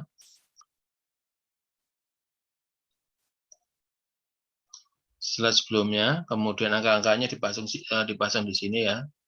Kemudian production plan kita lewati dulu, kita mau hitung di line 3, kita isi, kita tahu bahwa di saldo akhir bulan Desember itu masih ada barang 100 di gudang ya. Udah berhenti situ dulu. Kemudian kita isi working days, kita tahu working days masing-masing bulan, Januari 21, Februari 20, dan seterusnya, itu bisa ketahui. Kemudian kita harus hitung nomor 5, kapasitas produksi persatuan cases ya. Kita ada informasi bahwa untuk produksi per shift-nya ya menghasilkan 200 bar itu per menit ya, itu untuk 8 jam per hari. Kemudian kita konversi ya, karena kita perlu satuan cases, kita jadikan box dulu. 24 bar itu terkemas dalam satu box. Kemudian 12 box adalah dalam satu cases ya. Maka kita harus hitung ya, 200 berarti capacity ya dalam hariannya adalah 200 ya, dalam satuan bar per menit ya, kita jadikan per jam sekarang, berarti ada 8 jam, berarti dikali 60 dikali 8. Nah, berarti kita dapat kapasitas produksi berapa bar per day ya, satu hari. Nah, ternyata kita harus konversi jadi case, berarti kita jadikan box dulu, 24 bar per box, berarti apa? Kita bagi 24, ya kan? Kita dapat satuan produksi kapasitas box per day, kemudian supaya case, jadi case kita bagi jadi 12. Nah, silakan dihitung. Ya, jadi di sini kita mengetahui kapasitas produksi berapa case per hari. Ya, case per hari ya, per hari. Nah, sekarang kita isi yang baris kelima. Nah, di sini untuk Januari kita dapat 21 hari kerja ya, maka kapasitasnya adalah hasil perkalian tadi kita di bawah, kita kali lagi dengan 21 ya, sehingga dapat kapasitas untuk bulan Januari. Untuk Februari tanggal 20 dikali kapasitas per harinya per cases. Nah, nanti dapat dan seterusnya. Jadi ini bisa di-set ya. Kolom 5 ini bisa di-set, baris 5 ini bisa diisi semua, langsung dihitung. Ya. Utilisasi kita tinggal dulu, baris ke-6. Karena apa? Utilisasi itu adalah, rumusnya adalah jumlah planning dibagi kapasitas. Ya, di sini nomor 5 sudah fix, tapi nomor 2-nya belum. Ya, jadi kita sekarang kembali lagi ke poin 2 dan 3 ya. Nah, di sini ada suatu kondisi yang perlu kita ingat ya, bahwa apa? Bahwa di baris ketiga ini tidak boleh negatif ya. Dalam setiap bulan akhir kuantitinya tidak boleh negatif. Kalau negatif berarti apa? Anda tidak bisa memenuhi order ya. Itu ya, yang kolom 3 syaratnya tidak boleh negatif. Kemudian di kolom ke-6 di utilisasi juga punya syarat tidak boleh melebihi 95% ya utilisasinya ya. Apalagi di atas 100 nggak mungkin sudah. Nah, dua yang saya lingkeri ini harus diolah supaya nanti ketika bikin inputan production plan ini rumus ini nggak ada yang merah ya atau melanggar kondisi tadi. Oke, sekarang kita masuk bulan Januari, kita tentuin nih berapa ya production plan-nya nih ya. Ya, misalkan kita isi 5906, ini bisa disimulasikan ya. Asal dua kondisi tadi terpenuhi. 5906. Ya, berarti kalau kita lihat 596 kapasitasnya 699, berarti masih masuk ya. Berarti kita hitung 5906 dibagi 699, berarti 84%. Oke. Terus kita hitung ya, inventory ini sebetulnya angka 100 ini adalah lebih ke safety stock. Ya, kita harus pastikan safety stock ini berapa. Asumsinya di sini 100 ya. Berarti nggak boleh di bawah 100. Nah, kita hitung. Coba kita hitung ya. Untuk menghitung inventory, rumusnya adalah angka inventory di bulan lalu kita kurangi dengan 5906 ya. Kita kurangi, kemudian ditambah rencana produksi, itu hasilnya adalah inventory di bulan itu ya 100 ya. Jadi 100 dikurangi 5906 ditambah rencana produksi 906 dapat 100. Oke, kondisinya tercapai ya. Kondisi nomor 3 baris 3 memenuhi safety stock 100, tidak lebih kecil dari 100 dan secara utilisasi masih terjaga 84%. Ya, begitu juga dengan seterusnya. Jadi yang nomor baris kedua ini kita simulasikan ya, manual input. Nah, nanti akan kita dapatkan serangkaian baris nomor 2 ini. Ya. Nah, setelah ini berarti kan kita udah isi semua, baris 1 sampai 6 udah keisi semua. Nah, sekarang kita bisa lihat bahwa untuk bulan Januari kita harus memproduksi 5906 cases. Ini ya. Nah, diketahui bahwa untuk hasil produksinya kita bagi 70% untuk memproduksi yang tipe A dan 30% untuk produksi B. Nah, caranya gampang. Tinggal kita lihat angka di baris 2, kita kali 70% mendapatkan produksi cases untuk energi A dan 30%-nya untuk energi B dan seterusnya. Ya, jadi dari sini kita bisa melihat output-nya adalah baris 7 dan 8 adalah rencana produksi berapa case untuk masing-masing produk jadinya. Ya, itu ya. Nah, angka produksi ini akan menjadi proses inputan di langkah berikutnya. Itu sales operation planning ya. Jadi hasilnya adalah rencana produksi per jenis produknya dan per bulan. Ya, ini ada contoh selanjutnya. Kalau Anda mau coba ya, Anda kerjakan untuk bulan Juli sampai Desember. Nah, sekarang kita ngomong demand management. Demand management ini ada mengelingkan antara SOP dengan detail schedule. Ya, kalau tadi kan sudah dapat dalam bulan, sekarang kita mau detailkan. Nah, dari demand management, dari informasi yang kita dapat dari langkah sebelumnya, berarti ini ya. Ini juga ya dari sebelumnya. Kita gunakan. Kita buat rencana produksi setiap minggu. Ya, caranya gampang. Kita set dulu di week 1 itu jumlah hari kerjanya berapa, hari kerja dalam 1 bulan berapa. Ya, jadi tinggal kita lakukan perkalian. Berarti 1 minggu adalah week pertama adalah untuk A 984 dan energi B 422. Dari mana dapatnya? Ya cukup mudah, yaitu untuk 984 ini adalah 5/21 dibagi 4134. Ya. Sedangkan untuk yang B adalah 5/21 dikali 1772. Dan sama berikutnya. Ya. Khususnya untuk minggu kelima ini karena terjadi irisan 2 bulan ya, satu kaki ada di bulan Januari, satu kaki ada di bulan 2. Maka kita harus hitung secara proporsional. Ya, dalam bulan Januari 1/21 dikali 4134 ditambah proporsi di bulan Februari 4/20 dikali 4199. Maka didapatkan 1037. Itu ya. Nah, berikutnya kita juga bisa bikin detail dari week pertama. Kita bikin per harian. Kita lihat yang bawah ya. Ada 3 Januari, 4 Januari, dan seterusnya. Nah, caranya sama juga, malah lebih gampang. Ya. Jadi kita cukup tahu working days per month-nya berapa, kemudian kita bagi. Berarti angka 197 ini adalah 1/21 dikali 4134. Ya. Kemudian 84 ini kita dapatkan dari 1/21 dikali 1772.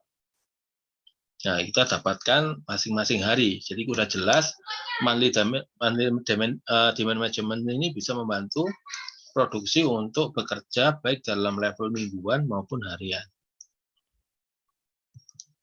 Ya, ini soal berikutnya bisa dipelajari atau dicoba. Nah, sekarang kita ngomong MRP-nya nih.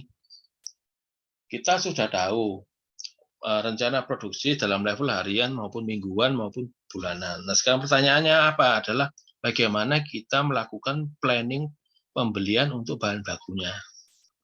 Ya, jadi di sini kita ada MRP, Material Requirement Planning, suatu metode untuk menghitung tentang kebutuhan material.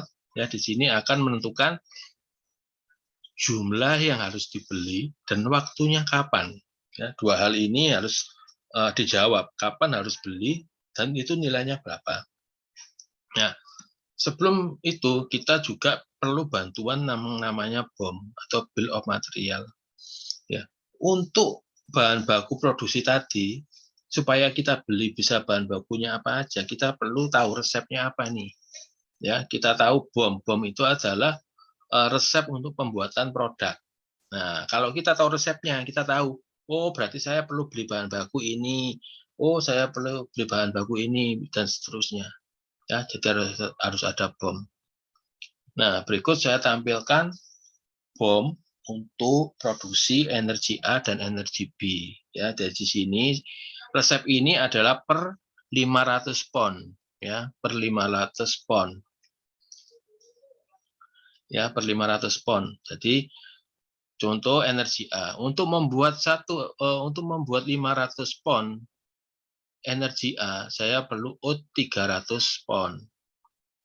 Ya, saya perlu weight jam 50 pon dan seterusnya, ya. Kemudian macam-macam, ini semua adalah komponen untuk membuat 500 pon energi A. Nah, sedangkan di B ada sedikit beda ya, kita lihat resepnya agak beda, tapi masih apa yang sama. Untuk oat per 500 pon energi B dibutuhkan 250 ons oats, ya, weight jamnya 50 dan seterusnya. Nah, nanti berarti kita bisa ngitung sekarang. Untuk bikin perencanaan produksi tadi, kita sudah bisa ngitung berapa sih kebutuhannya sesuai dengan resep ini. Nah, contohnya seperti ini. Oh, sorry.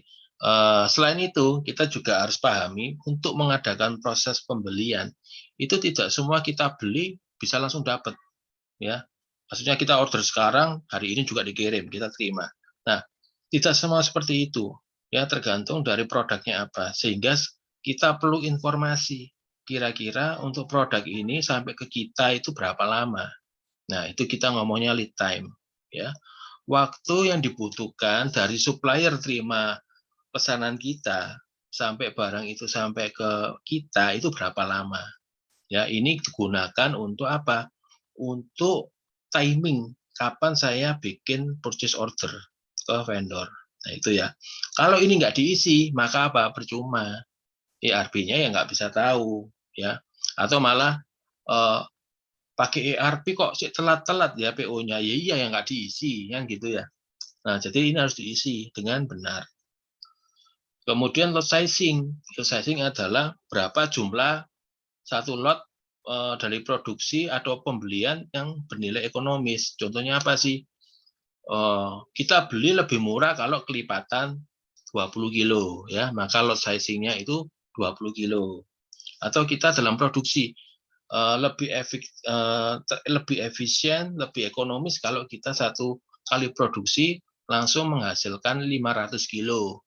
Ya, berarti lot sizing-nya adalah 500 kilo untuk produksi. Nah, itu namanya seperti itu.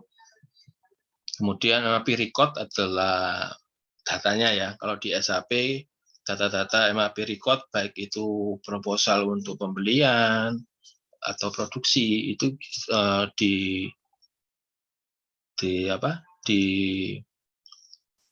dinamakan MAP record. Jadi tergantung ERP masing-masing ya. Pemanggilannya seperti apa. Nah, kemudian ini cara ngitungnya untuk bahan baku oat ya. Jadi kita tahu ya, energi A tadi perlu 300, kita tulis dulu ya. Perlu 300 setiap 500 resep 500 pon resep energi A. Kalau yang B oat-nya perlu 250. Kita tulis. Nah, sekarang kita hitung-hitung. Nah, pertama, kita sudah dapat informasi dari produksi ya, bahwa week pertama dan seterusnya ini kita dapat energi A berapa, energi B berapa ya, dan seterusnya. Nah, sekarang karena resepnya kita ini dalam kelipatan 500 pounds, maka kita harus konversi dari case ke pound ya. 500 case ke pound. Caranya apa? Di sini ketahui ya. Satu shipping case sama dengan 72 pounds. Nah, karena kita hitung berarti berapa ini persatuan resepnya. Jadi kita hitung. Misalkan di week pertama energi A 984 ya. Nah, kita dapatkan 984 dalam satuan cases. Kita jadikan apa? Pounds dulu. Berarti apa? Dikali 72. Nah, berarti kita diminta produksi sebanyak 984 kali 72 ini resep ya, resepnya ya. Nah, karena dalam satuan pounds ya. Nah, kita tahu resepnya ini kan setiap 500 pound. Makanya kita harus hitung berapa sih resepnya. Ya, makanya kita gunakan dibagi per satuan resepnya per 500. Nah, kita akan nanti coba dihitung ya. Kalau ada keliru silakan dikonfirmasi.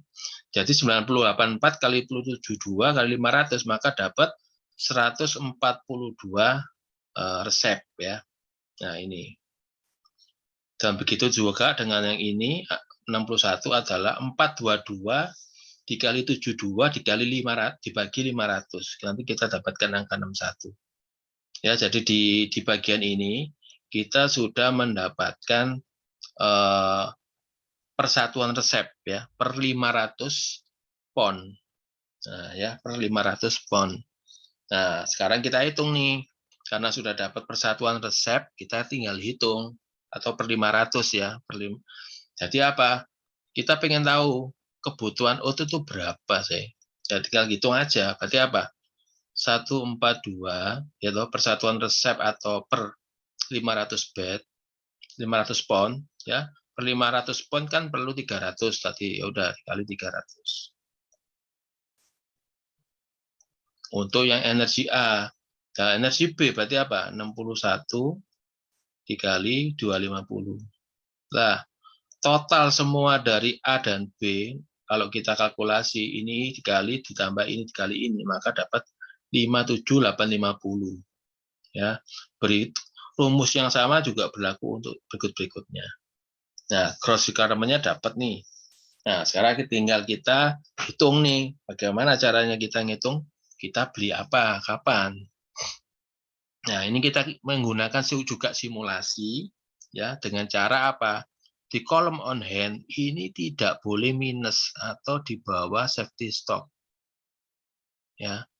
Dari data ini saya asumsikan ya, anggap aja minimum stoknya itu 1.500 lah ya. Nah, maka kita hitung minggu pertama kita butuh 57.850. Kemudian schedule receipt itu apa? Itu di minggu pertama ini ada planning akan dikirim PO-PO yang 2 minggu yang lalu ya. Jadi sini kan disampaikan ya, di time-nya 2 minggu ya. Jadi prosesnya perlu 2 minggu. Oh, akan masuk 44.000 44.000. Oke, kita hitung sekarang. On hand-nya berapa? Berarti apa? On hand di sebelum week pertama 29650 diukurangi kebutuhan 57.850 ditambah potensi masuk barang 44.000, maka dicatat kita mendapatkan on hand di week akhir minggu pertama itu 15.800. Oke, berarti kan masih terpenuhi ya safety stoknya. Nah, kemudian kita abaikan dulu plan ordernya ya. Kemudian masuk minggu kedua. Oh, sorry, ini udah ditambah ya. Jadi gini ya, ini plan order ini kita isi sebagai antisipasi apa? Minggu ketiga ini kita kekurangan barang. Coba ya, kita hitung ya. Masuk week ketiga ada kebutuhan 57.850. Ya, ternyata stok akhir minggu kedua 1950. Kita coba ya, 1950 ditambah dikurangi ini jadi minus 56.000 misalkan ya. Nah, misalkan ini kita nggak ada rencana produksi, berarti rencana beli, berarti nol ya. Maka di sini di week ketiga ini saldo akhir minggu ketiga akan minus. Nah, makanya itu ini sebagai trigger, berarti 2 minggu sebelumnya ya di sini kita harus masang PO, masang beli. Ya, kita coba ya. Yaudah deh, tak set 88.000. Kita coba ya. Di minggu ketiga kita masukkan 88.000 di sini, maka kita gunakan matematika lagi. 1950 dikurangi 57.850 ditambah barang masuk dapatnya 32.100. Nah, berarti masih cukup ya. Jadi makanya itu di week 1 kita harus mulai masang pembelian sebanyak 85.000. Kalau kita lihat di week ketiga ini sebetulnya sisanya masih banyak ya. 30. Jadi ini bisa kita mainkan ya. Cuma kalau kita pasang 44.000 apa? Nanti kita kekurangan karena di sini kelihatan lot sizing-nya berapa ini? Lot sizing-nya adalah 22.000. Jadi belinya itu perkelipatan 22.000. Ya, jadi kalau kita beli cuma 44 ya kok 22. Lot sizing untuk pembeliannya 44.000. Ya, jadi kalau kita beli di week pertama 44.000 ya. Jadi sini kan 44.000 ya. Nah, kemungkinan nanti akan minus. Oleh sebab itu, di week pertama kita beli 2 kalinya lot size ini, lot sizing-nya. Lot sizing pembelian. Jadi beli per 44.000. Jadi kita beli 2 kalinya. Jadi 44.000 sehingga masih cukup. Ya, jadi plan order ini nanti akan diisi ngikutin rumus ini dengan catatan di on hand-nya itu tidak boleh di bawah safety stock. Ya, begitu juga dengan week 4. Week 4 ini kayaknya akan minus. Oleh karena itu, di 2 minggu sebelumnya kita sudah planning ternyata cukup dengan PO 1 lot, yaitu 44.000. Minggu 3 juga sama, 1 lot 44.000. Nah, seperti itu dan seterusnya. Nah, di sini output-nya adalah plan order. Jadi kita sistem bisa mempropose bahwa week 1, week 2, week 3 kita melakukan proses ordering kepada vendor sehingga dengan waktu lead time 2 minggu itu kondisi kita di dua minggu ke depan yaitu week ketiga dan seterusnya itu kita tidak kekurangan bahan baku. Nah, seperti itu ya. Jadi MRP bisa dihitung dengan mudah seperti ini. Nah, seperti itu ya. Jadi udah kelihatan gamblang ya bahwa ini saya tampilkan tampilan proses semua data yang kita olah ya. Jadi kalau dibilang metode ini adalah metode yang diadopsi oleh sistem, ya, sehingga mereka bisa tahu. Tapi ya syaratnya tadi, informasi safety stock harus diisi, lead time juga harus diisi. Nah, baru ini bisa keluar semua, ya. Jadi pertama kita membuat sales forecast. Kita dapatkan sales forecast untuk periode ke depan. Nah, ini akan menjadi inputan untuk tahapan sales and operation planning. Ya, sales operation planning menghasilkan rencana produksi bulanan. Ya, sehingga ini akan menjadi input untuk pembuatan detail ini demand management, ya. Jadi ini dan ini sama, ya. Nah, seperti itu. Nah, di situ kita bisa dapat demand management untuk produksi secara bulanan. Secara lebih detail baik mingguan maupun harian. Nah, kemudian waktunya MRP, kita pengen tahu jumlah pembelian bahan bakunya kapan. Nah, ini kita dapat informasi dari ini. Informasi mingguan itu akan menjadi konsumsi inputan untuk proses MRP, ya, untuk melakukan pembelian. Nah, dari serangkaian ini sudah lengkap, kita tahu jadwal produksi maupun jadwal pembelian. Oke, sampai sini ada pertanyaan?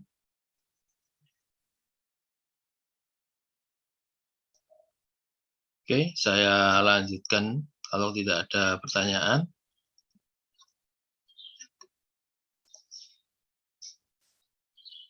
Oke, sambil mengingatkan, ya, bahwa minggu depan kita masih ada satu pertemuan, ya, sebelum OTS. Berarti itu adalah untuk demo project, ya, penilaian demo project untuk OTS. Sedangkan untuk hari UTS itu nanti kalian mengirimkan soft copy dari pekerjaan-pekerjaan yang sudah dikerjakan sampai modul sales, ya. Semua soft file, semua soft filenya dikirimkan. Nah, terus scheduling, ya, kita percepat, ini bisa dibaca mandiri. Nah, kalau hubungannya dengan supplier, ya.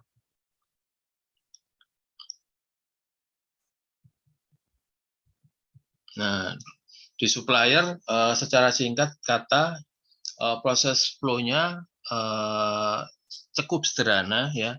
Jadi dimulai dari pembuatan purchase order, kemudian good receive, dan kemudian invoice. Ya, itu sederhananya hampir sama dengan SO. Kemudian berikut ini saya tampilkan beberapa teknologi yang terkait dengan ini, ya, terkait dengan purchasing.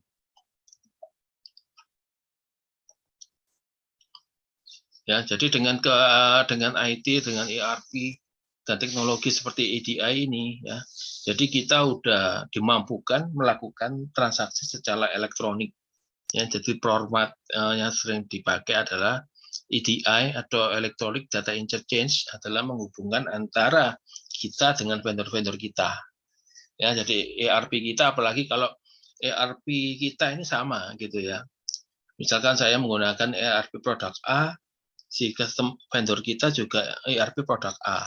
Nah, itu kalau misalkan fitur itu ada, maka kita bisa lebih seamless connectivity-nya dengan para vendor kita.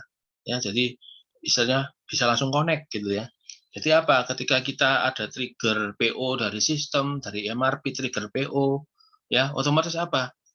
Tanpa kita email, tanpa kita call, tanpa apa, kita bisa memberikan instruksi PO, langsung kita send secara elektronik ke vendor, ya. Kemudian vendor langsung bikinkan transaksi penjualan ke kita, ya. Oleh sebab itu, yang namanya syarat otomatis itu data-data yang kita set untuk sistem harus benar dan angkanya itu nggak asal, ya. Jadi kita ingat garbage in, garbage out. Jadi apa yang kita pasang kalau misalkan datanya sampah, inputannya sampah, maka apa? Juga garbage out. Sistem juga nggak bisa apa-apa, nggak bisa ngasih proposal yang benar, bisa ngasal, ya. Bahaya tiba-tiba apa? Langsung sampaikan ke vendor, wow, langsung ngirim ya, bahaya banget ya. Bahaya banget kita salah memberi sistem, salah memberi proposal, ternyata langsung di follow up oleh vendor. Nah, jadi kacau ya. Setelah itu kayak ERP dengan AI itu benar-benar hati-hati banget ya. Kalau nggak bisa mensuplai data, ERP dengan artificial intelligence nggak usah kepo untuk dipakai dulu ya. Karena apa? Mahal dan juga apa? Nggak kepake. Karena memberikan false alarm ya, false, kita ngomong false alarm, alarm yang salah, ya, bunyi tet tapi apa, salah, itu benar-benar capek ya. Jadi kita harus tahu kualitas data kita dan apa yang bisa kita pasang, itu juga salah satu cara untuk memilih produk ERP ya. Mahal, bagus, oke, tapi kita nggak bisa memaksimalkan. Jadi kita itu istilahnya beli barang mahal tapi kita nggak bisa make ya, jadi sayang ya. Jadi itu salah satu cara kita memilih produk ERP yang sesuai dengan perusahaan. Kita harus tahu kualitas data kita. Ya, ini adalah tadi yang saya bilang, supply chain sukses itu apa sih? Nah, kita bisa ukur ya, kita sebut sebagai matrix ya, atau KPI, berarti bagaimana efek dari supply chain management. Karena apa? Saya implement supply chain, terus ditanya, sukses enggak? Berhasil enggak? Efisien enggak hasilnya? Nah, Anda bingung. Iya ya, kadang-kadang kok false alarm ya, jadi double kerja ya, buangin yang otomatisnya, bikin PO manual. Nah, kayak gitu-gitu ya. Nah, sekarang sukses katakan apa? Adalah cash to cash cycle time ya. Jadi adalah apa? Waktu antara apa? Ketika kita keluar duit untuk beli barang material, itu sampai kita mendapatkan uang dari customer dari barang mentah itu. Ya, semakin pendek cash to cash cycle time kita, berarti apa? Perputaran barang ini sangat cepat. Kita beli, kita produksi dengan cepat, laku dengan cepat. Dari keluar duit menghasilkan duit lagi. Berarti itu supply chain-nya bagus. Ya, cash to cash cycle time semakin rendah semakin bagus. Artinya apa? Keluar duit nggak lama cepat jadi duit. Nah, itu namanya supply chain yang sukses. Mungkin dua adalah biaya supply chain, berarti rendah. Apa aja sih biaya supply chain itu? Ini dijelaskan bahwa cost, macam-macam cost ya. Ini yang dijelas adalah biaya terkait apa? Proses pembelian, kemudian inventorinya, gudangnya, terus proses ordernya, dan juga investasi untuk IT-nya ya, itu biaya. Nah, saya soroti satu di handling inventory. Jadi supply chain cost terkait inventory adalah kita tahu namanya indikator turnover inventory. Ya, jadi kalau kita belajar dari case kedua dari video kita tadi, case 2 itu secara inventory kelihatannya bagus. Karena apa? Inventory kita itu kurus. Ya, nggak banyak duit mati atau dead stock yang kita akan beli barang itu kan pakai uang. Ya. Nah, kalau material itu tidak kepakai, banyak diem di inventory, berarti itu kayak uang mati, uang nggak bergerak, dan kita rugi gitu ya. Tapi ruginya ya karena barangnya cuma kurang, nggak masalah, kita nggak rugi, cuma kita mengecewakan customer. Yang lebih berbahaya adalah case ketiga. Ketika kita banyak beli bahan baku, kita banyak produksi, dan semuanya apa? Ngumpul di gudang, ya. Ngumpul, lah itu banyak masalah. Masalah pertama adalah kalau bahan bakunya banyak di gudang, ya, terus barang jadinya juga banyak dan dead stock di sana, maka kemungkinan banyak biaya. Biayanya apa? Barang rusak, ya. Kemudian apa? Barangnya nggak cepat jadi duit, ya. Jadi duitnya itu berhenti gitu ya. Nah, itu rugi, ya. Jadi seperti slide yang sebelumnya, kita harus bisa optimize inventory, ya. Jadi barang itu harus cepat, ya, harus cepat menghasilkan uang. Nah, jadi itu ya. Jadi supply chain cost juga sangat penting, kita harus tahu inventory kita. Inventory kita ini benar nggak sih? Kekurusan atau kegemukan gitu ya. Kalau kekurusan itu tidak memuaskan customer. Tapi kalau gendut, customer puas tapi kita yang susah gitu ya. Kita banyak menanggung biaya inventory ya, biaya rusak, biaya perawatan, biaya orang yang jaga gudang, investasi gudang baru dan sebagainya. Ya, itu supply chain cost. Nah, berikutnya adalah initial fill rate, ya, kemudian initial order lead time, dan on time performance, ya. Jadi initial fill rate adalah percentage dari order yang supplier provided in the first shipment, ya. Jadi mengenai seberapa seberapa bagus ya supplier itu mengirimkan produk-produk kita, ya, berapa persen sekali pengiriman, ya, pertama, apakah 100%, jadi semakin tinggi semakin bagus ya supply chain kita, karena kita bisa memaksimalkan vendor kita, ya. Initial order lead time adalah waktu yang dibutuhkan supplier sampai memenuhi order ke kita, ya, jadi order lead time, jadi waktu yang dibutuhkan. Kalau tadi tentang percentage, sekarang ngomongnya waktu, ya. Apakah sudah sesuai dengan lead time yang kita pasang, ya. Jadi misalkan kalau 3 hari ya 3 hari. Jadi kepastian itu ya, waktu yang pas itu yang menjadi penting, ya. Jangan sampai kecepatan maupun keterlambatan. Jadi kesesuaian, kalau menurut saya itu lead time ini adalah kesesuaian antara ekspektasi kita dengan rata-rata realisasi daripada vendor itu harus match. Ya, jadi kalau angkanya nggak pas, kita harus cepat-cepat menyesuaikan. Nah, terakhir adalah on time performance. Jadi bagaimana caranya tadi supplier bisa memenuhi kewajibannya sesuai dengan tanggal yang diminta. Ya, jadi itu ya. Inventory ini serba salah. Terlalu cepat salah, terlalu lambat juga salah. Ya, jadi karena apa? Kita ini punya planning, barang datang terlalu cepat juga ada biaya inventory, ya. Tapi kalau terlalu lambat, kita kehilangan customer. Nah, summary-nya adalah, jadi harapannya dengan supply chain ini, ERP system ini, kita harus bisa mengimprove efisiensi baik untuk transaksi produksi maupun purchasing. Ya, jadi langkah awal harus memastikan bahwa data dari marketing itu adalah sales forecast yang benar. Ya, jadi harus efisien. Kalau salah, maka ambiar semuanya ke belakang.